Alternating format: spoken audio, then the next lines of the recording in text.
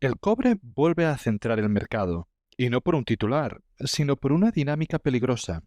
La demanda crece por varios frentes a la vez, mientras la oferta tarda años en reaccionar. No solo el coche eléctrico, es las redes eléctricas, la transición energética y el efecto de los data centers y la IA. Y por el lado minero, el problema es estructural. Menos descubrimientos, menor ley y proyectos más lentos y mucho más caros. Hoy charlamos sobre la tesis con datos, qué fuerza sostiene el déficit, qué puede frenarlo y qué señales vigilar durante este año 2026.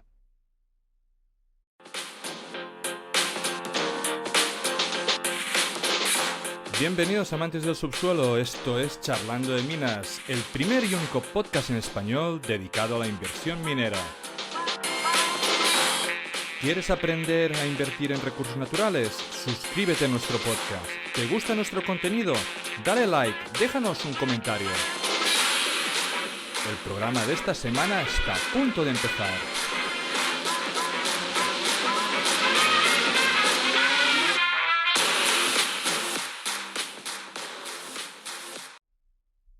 A todos aquellos que habéis llegado hasta aquí y escucháis este podcast de forma semanal, muchas gracias.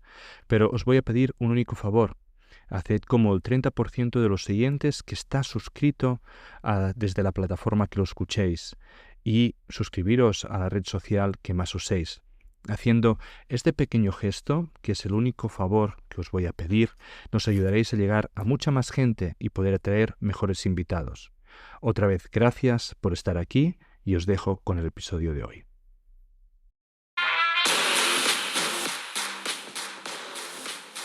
Bienvenidos a Charlando de Minas, el único podcast en español dedicado a la inversión minera en materias primas. El cobre ha sido siempre una de mis inversiones favoritas, simplemente por lo claro que se ve que la sociedad va empujada hacia la electrificación y que por ende necesita más cobre.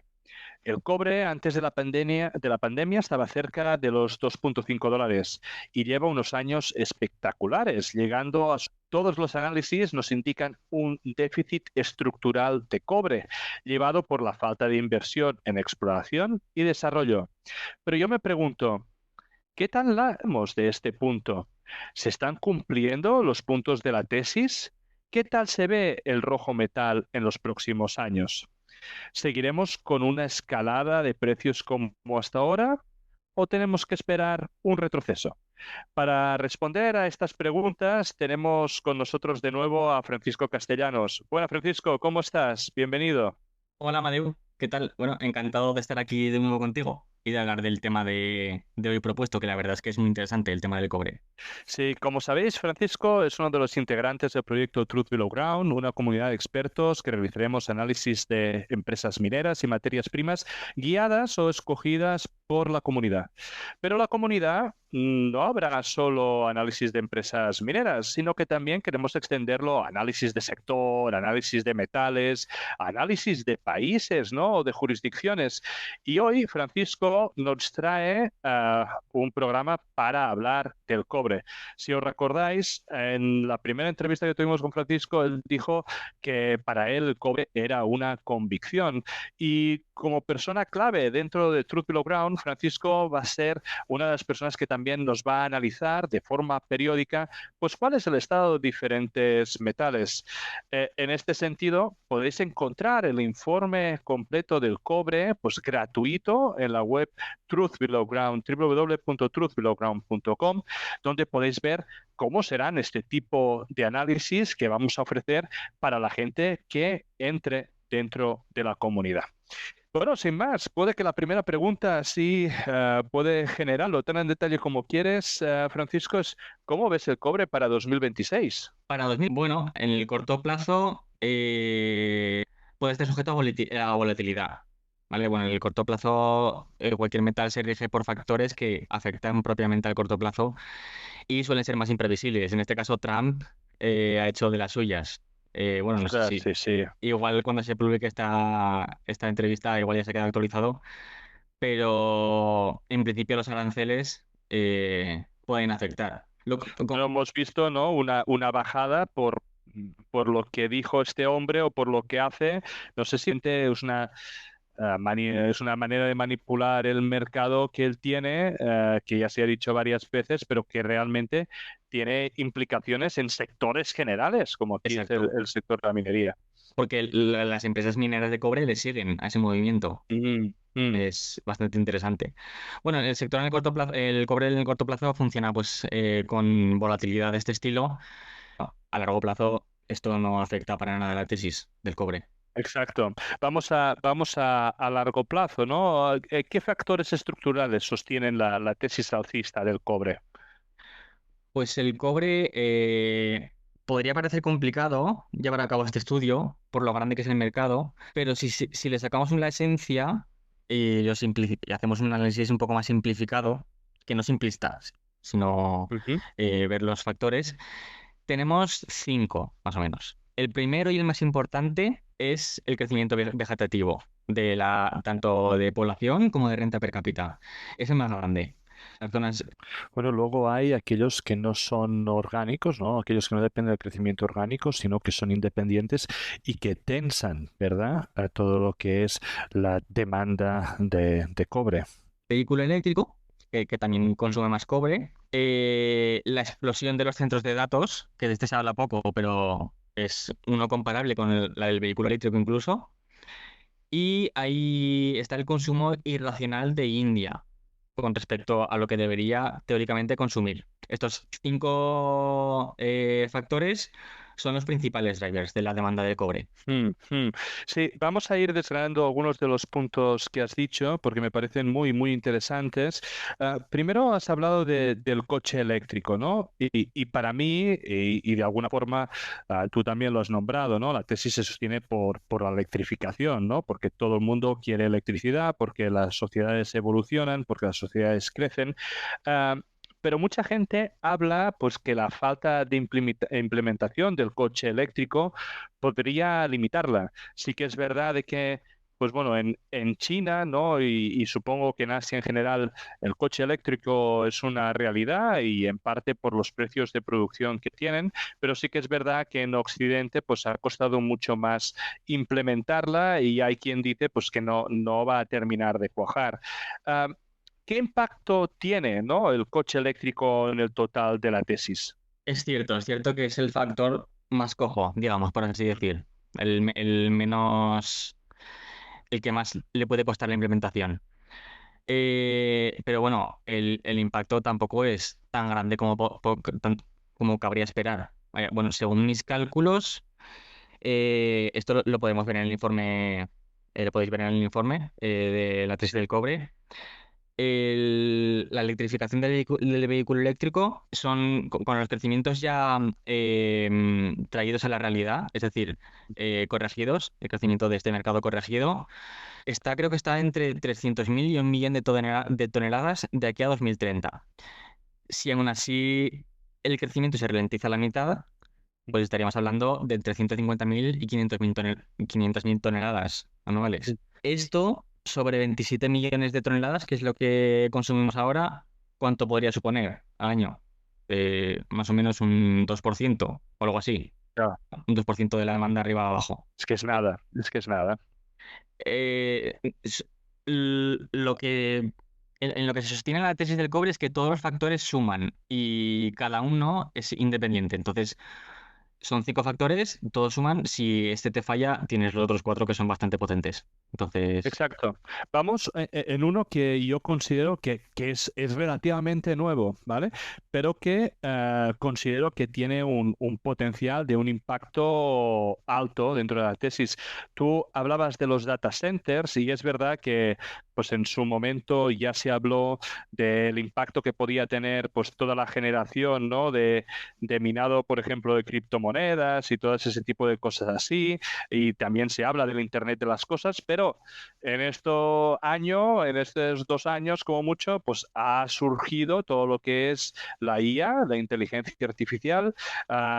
y que es una máquina de consumir electricidad y que por ende pues se necesitan pues todos unos servidores, se necesitan unas infraestructuras, se necesita evidentemente soportar todo ese consumo eléctrico. Am, Siendo algo tan nuevo, ¿crees que el mercado, ¿no? ya ha incorporado esta demanda o como es algo que realmente está cambiando día a día, la demanda en este sector es muy compleja de poderla prever y puede sobrepasar cualquier expectativa que nosotros nos estemos planteando? Bueno, en el estudio se ha hecho una estimación de lo que puede conllevar este mercado. Sí que es verdad que todavía no está muy definido las tasas de crecimiento, que son muy altas, ¿vale? Y que algunos casos de análisis o analistas en mi opinión, sobrevaloraban mucho este factor, ¿vale? Pero sí que es verdad que es indudable. O sea, lo que decías tú de la cantidad de energía que consumen, bueno, es que hay centros de datos que están poniendo centrales nucleares portátiles al lado para surgir de electricidad a Sí, estas plataformas. Y de hecho, sí, el sí. sistema eléctrico de Estados Unidos está bastante eh, justo en ese aspecto. No, no, Eh, es algo que puede influir en otras tesis, ¿no? Como es el uranio, pero esto será para otro día. sí. Perdona, te he interrumpido. Sigue. Sí, no, lo que decía es que, bueno, el impacto que he cuantificado más o menos es un poquitín menos, creo recordar, que el vehículo eléctrico. Vale. Sí. O sea que no tiene un impacto tan grande como se puede prever en principio. Yo creo que no, porque son, bueno, infraestructuras muy...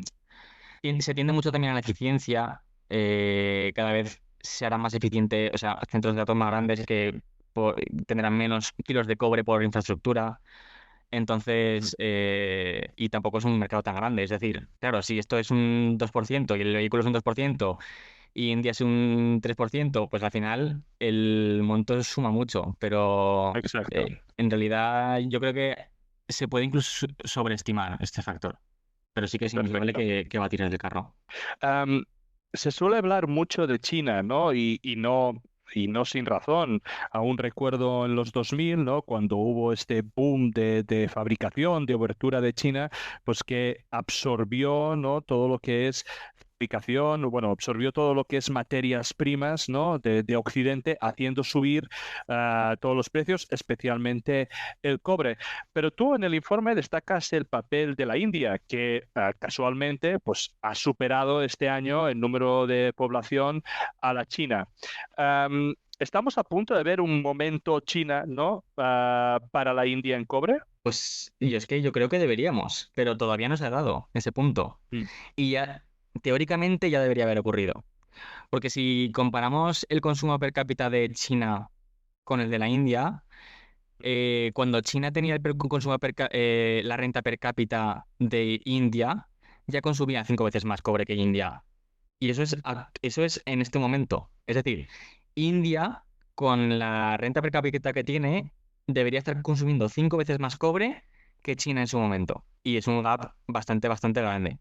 Sí que es verdad que el consumo de China ya ha llegado, ya se ve que ha llegado a un nivel asintótico en el que el crecimiento cada vez será menor. Y India está en plena curva de adopción de consumo de cobre.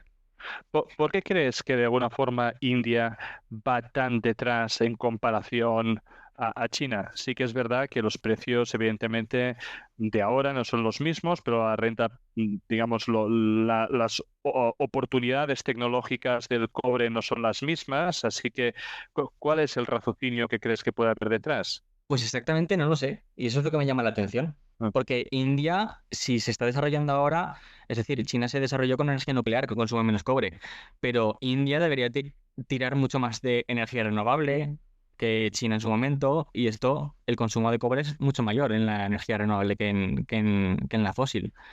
Sinceramente no lo sé. Sí que es verdad que el modelo de negocio indio es un modelo de negocio más virado al sector servicios, que es menos intensivo en capital.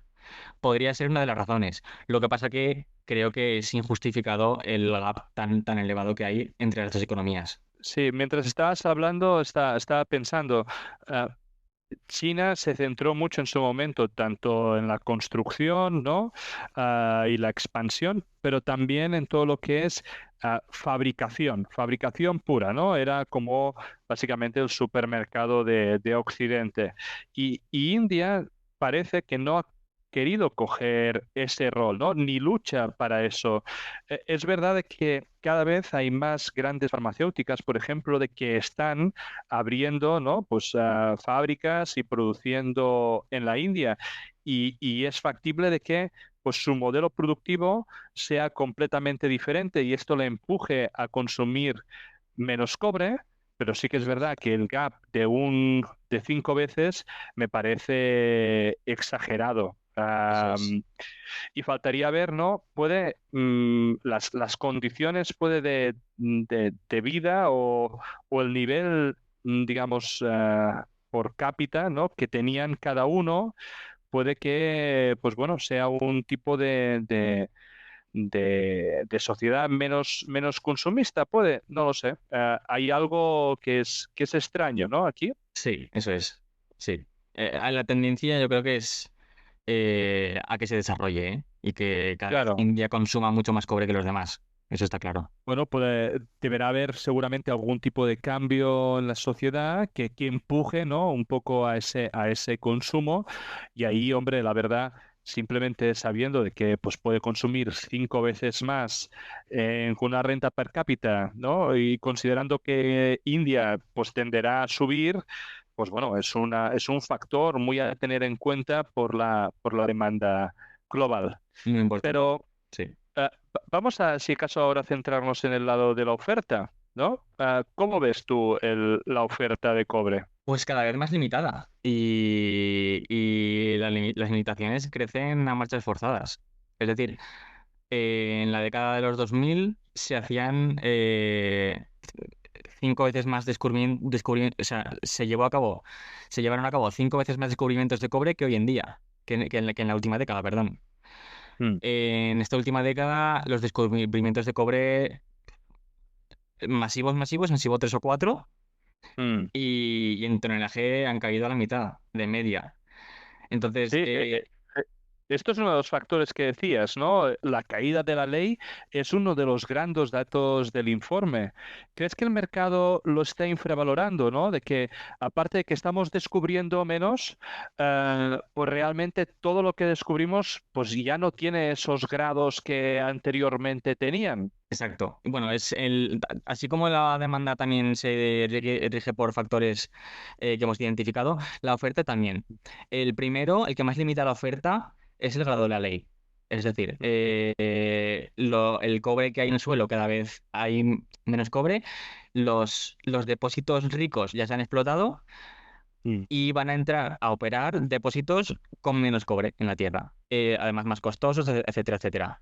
Hay una estimación en la que bueno, un estudio, no recuerdo ahora la fuente, lo citamos en el informe, en el que comenta que la ley de cobre ha caído un 1,8% anual. Y eso es, claro, en un año pues puede no ser relevante, pero desde sí, 1900. no. El interés compuesto al revés. Exacto, eso es. Am, no, me parece muy interesante y al final, si se necesita cobre, ¿no? Pero todo lo que se descubre tiene menos grado, para que sea económicamente viable, la única solución es de que el precio sea más elevado. Por lo tanto, al final, una restricción de la oferta, pues nos va a empujar el precio al alza. En, Exactamente. en el estudio también mencionas el reciclaje, que mientras crece, y es algo que va creciendo de forma sostenida, no compensa, ¿no? ¿Cómo ves el impacto del reciclaje en el global, no? Pues afortunadamente tenemos el reciclaje que, claro, con unos precios más altos se prevé que la tasa de reciclaje aumente.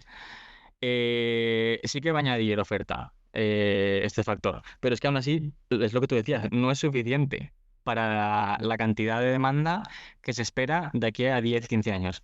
No es suficiente. Hay que traer nuevo cobre al mercado. Y eso, como tú decías, se hace pues incentivando los precios, incentivando con un precio un poco más alto. Es el mecanismo que tiene el mercado para autorregularse. El reciclaje va a aumentar, la tasa de crecimiento, la tasa de reciclaje va a aumentar, pero aún así no va a ser suficiente. Y todo esto sumado, ¿no? Que siempre hemos dicho, la minería es un negocio intensivo en capital, pero intensivo en tiempo. Los tiempos de desarrollo de nuevas minas son exageradamente altos pues bueno, vamos a encontrarnos en un momento de que puede que empezamos a tener proyectos gracias a que los precios han sido elevados, pero no vamos a poder desarrollar, no vamos a poder sacar ese metal del suelo. ¿Crees que se está subestimando, ¿no? El cuello de botella operativo que puede ser la puesta en marcha de estas nuevas minas? Totalmente. Es que los tiempos que son necesarios ahora en la industria son bárbaros. Es una barbaridad. Estamos hablando de que en menos de 5 años es casi imposible abrir una mina de cobre y que la media está en 15 años más o menos. Desde que se encuentre el depósito, que el cobre hay que encontrarlo antes. Desde que se encuentra el Claro. depósito hasta que la mina pase a producir, se estima que son 15 años. Y antes, claro, con menos criterios ESG, menos concienciación por el medio ambiente, claro, este aspecto era más flexible. Pero eso ha cambiado mucho y creo, sí, creo que el mercado no está acoplando la realidad de este factor a día de hoy. Sí, sí. Yo cuando normalmente pues empecé, ¿no? A estudiar la tesis del cobre ya hace unos años, yo creo que en la primera temporada ya de Charlando ya hicimos un capítulo del cobre y de electrificación en general. Pues ya se veía, ¿no? Que debería haber un déficit. Ya hacía unos años y que eso se trasladaría en ya. Entonces, puede que la pregunta sería, ¿cuándo vamos a ver realmente en el mercado pues un déficit real, ¿no? ¿Cuándo van a empezar pues vamos a consumir más de lo que vamos generando? Esto es curioso porque al final el mercado se autorregula. Es decir, ya se proyectaba, es lo que tú decías, ya se proyectaba déficit hace unos años y ese déficit no ha llegado. ¿Qué es lo que ha pasado por el camino? Un precio que ha subido y mayor producción. Entonces, yo creo que ese déficit es que es muy difícil que nos quedemos sin cobre porque el precio es una autorregulación del mercado que cuanto más déficit haya, el precio más va a subir. Hasta que puede llegar un punto que puede llegar a burbujear, ¿eh? Pero Claro. no creo que lleguemos a eso. Que es esperable es que continúe. Sobre, más que nada, que se mantenga y sobre todo que continúe esta senda de precios. Mm. No creo que lleguemos a ver un déficit tal cual porque el mercado, tengo la confianza de que se va a autorregular y de que va a traer más oferta al mercado. Perfecto. Entonces, básicamente, en modo de resumen, ¿no? Y para terminar, hemos estado desgranando la oferta y la demanda. Vemos que del lado de la oferta el movimiento es realmente pequeño, ¿vale? No hay grandes nuevas minas que estén entrando en funcionamiento, no hay grandes descubrimientos, o si los hay, pues en contagotas. Sí que es verdad de que parece de que el reciclaje va a tener un impacto positivo dentro de la oferta y en cuanto a la demanda, pues está disparadísima, ya sea por 5 catalizadores, ¿no? O 5 aspectos claves, entre ellos evidentemente la electrificación, coche eléctrico, energías renovables, data centers y el factor de India, que puede ser un factor muy, muy interesante en los próximos años. O sea que para ti, ¿no? Considero de que aunque llevamos 5 años de una subida constante, ¿no? Estos vientos de cola siguen para seguir revalorizando el precio del cobre. Yo es que creo que no hay otra salida. Cuando proyectas la demanda futura y la oferta futura, seguimos proyectando déficit. Y si se sigue proyectando déficit, el precio creo que irremediablemente deberá acompañar. hay que traerlo Genial. al mercado. Perfecto, genial Francisco. Creo que hemos repasado la tesis, hemos visto los catalizadores a favor del metal rojo, hemos visto todos los puntos, hasta aquellos que pueden ser un poco más justitos de la tesis. Y recordad, si queréis el informe completo, pues no dudéis en visitar la web www.truthbelowground.com, donde allí de forma gratuita, ¿vale? Vais a tener este informe para ver cómo trabajamos en la comunidad. Muchas gracias Francisco y nos vemos pronto. Bueno, gracias a todos. Descargo de responsabilidad. Los contenidos que aparecen en Charlando de Minas no son recomendación de inversión. Amadeu Bonet y sus invitados no son asesores de inversión. Los autores pueden tener algún interés en las compañías que se mencionan en esta publicación. Igualmente pueden tener sesgos y no ser imparciales. La información en esta publicación y de todas otras de Charlando de Minas son impersonales por naturaleza y de carácter generalista y deben ser consideradas como un producto de entretenimiento. Recuerda que el riesgo mínimo de cualquier inversión mencionada en este vídeo es el 100% del capital. Antes de tomar ninguna decisión de inversión, es imprescindible que consultes a un asesor de inversores cualificado y con experiencia. Estas emisiones son un relato personal de mi aprendizaje en el mundo de los recursos naturales. En este podcast intentaremos traer empresas, comentar tesis de inversión y hablar con gente relevante en el sector. Si te gusta, dale like y suscríbete. Soy Amadeu Bonet y esto es Charlando de Minas.